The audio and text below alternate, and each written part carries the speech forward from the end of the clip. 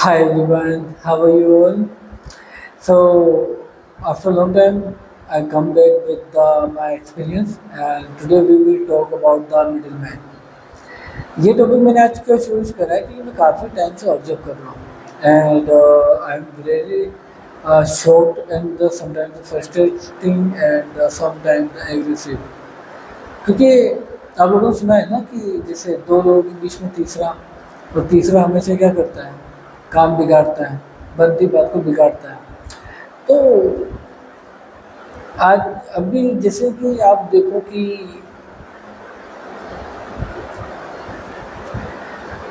Hi everyone, how are you all? After long time I'm back with my new experience. So experience not new, but I'm observing the very long time. So topic is today is the wedding man. सो ये topic मैंने क्यों लिया? ये topic लेने का कारण ये कि आजकल आप हर जगह आप मिडिल मैन देख सकते हो।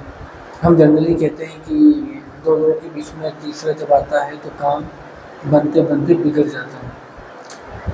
तो आप ये कई बार आप लोगों ने नोटिस किया होगा एंड मैं आपको थोड़ा प्रैक्टिकल कोशिश करता हूँ ताकि आप थोड़ा सा और कनेक्ट कर पाएंगे।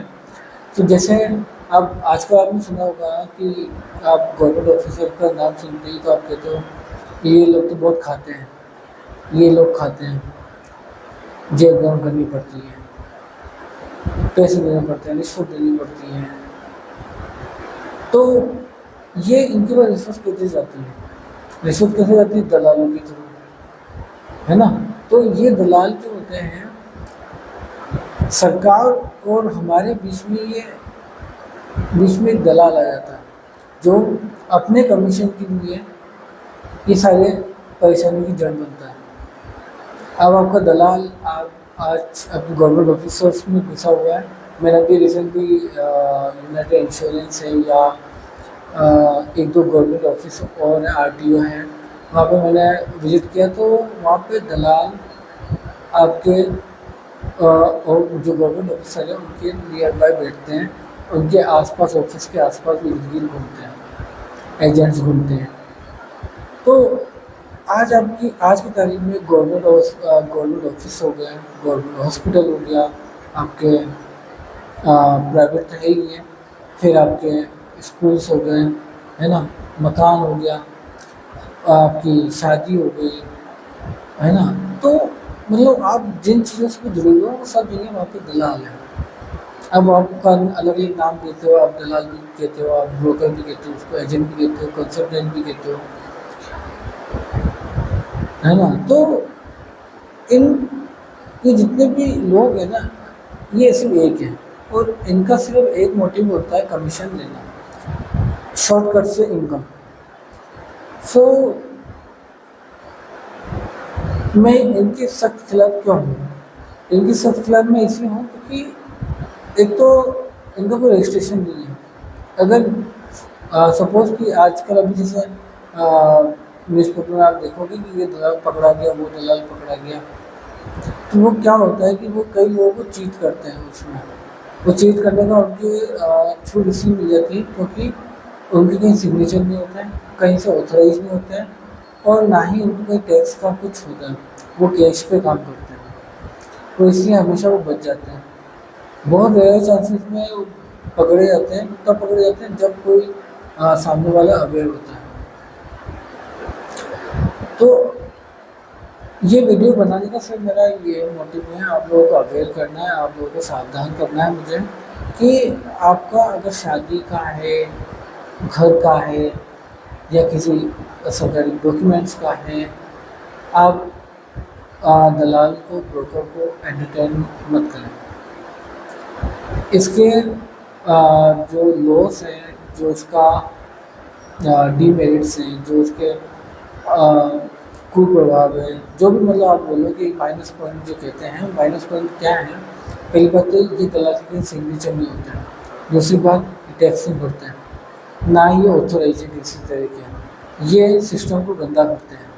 दो लोगों की पार्टी के बीच में तीसरा हमेशा परेशानी की जड़ कारण जुड़ता है, ठीक है ना। गवर्नमेंट ऑफिसर चाहता है सिंपल कागज़, और वो घुमा फिरा के बात करता है, और जिसका नुकसान सारा कंज्यूमर को, क्लाइंट्स को उठाना होता है। ठीक है, तो पैसों का नुकसान भी होता है। आपको के साथ में चीटिंग होने के हायर चांसेस होते हैं, जैसे आपके ज़मीन के समय या मकान के समय, शादी के टाइम, या फिर और कहाँ पे हो सकता है, इंश्योरेंस के टाइम, मतलब कहीं भी पॉसिबिलिटी है। तो ये तो बहुत सारे नुकसान हैं, अगर आप खुद ने भी देखा तो आप इन लोगों से, इनसे अवेयर रहें, इनको ज़्यादा एंटरटेन नहीं करें। और कभी कभार अगर आपको लगता है कि ये जेन्युइन पर्सन है, तो अपने पास में प्रूफ रखें, कोई ऐसा डॉक्यूमेंट रखें जिससे उस आदमी की पकड़ हो। ऐसे डायरेक्टली कोई भी ट्रांजेक्शन ना करें कैश का, ताकि आपके पास में कोई प्रूफ ना रहे। तो आपके पास में आप ऑनलाइन या ऐसे कुछ करें, इस सर्विस पेमेंट करें जिससे आपके पास में कोई प्रूफ है कि हाँ, इस बंदे को मैंने पेमेंट दिया था। तो ये आपके आर्थिक है, मानसिक है, और तरीके से आपको ये सुरक्षा दे सकता है। तो मैं सिर्फ इतना ही कहना चाहता हूँ कि आप लोगों के साथ में कि दलालों से बच कर रहो। आज के टाइम में दलाल आपके लिए, आपके हित के लिए नहीं है, और वो आपको कभी भी कैसे भी नुकसान पहुंचा सकता है, वो चीट कर सकता है। तो इस चीज़ का ध्यान रखिए। तो बस यही था मुझे आप लोगों के साथ में कहना। मैं सिर्फ ये चीज़, और इसलिए मेरा कहने का रीज़न ये कि मैं आरटीओ हो, या फिर आपका घर से रिलेटेड हो, या फिर आपका इंश्योरेंस से रिलेटेड हो, ये मैं एक्सपीरियंस कर चुका हूँ, इसलिए मैंने आप लोगों के साथ में शेयर किया है। तो बस यही था मेरे आप लोगों के साथ शेयर करना। So that's it. अगर आपके साथ कुछ ऐसी मिस हैपनिंग हुई है, तो आपने किस तरह से रिएक्ट करा है, उसके बारे में मुझे कमेंट बॉक्स में बताइएगा।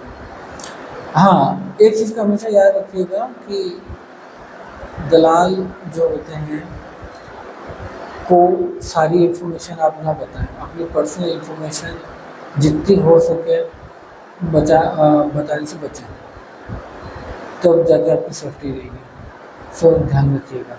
सो take care, thank you so much.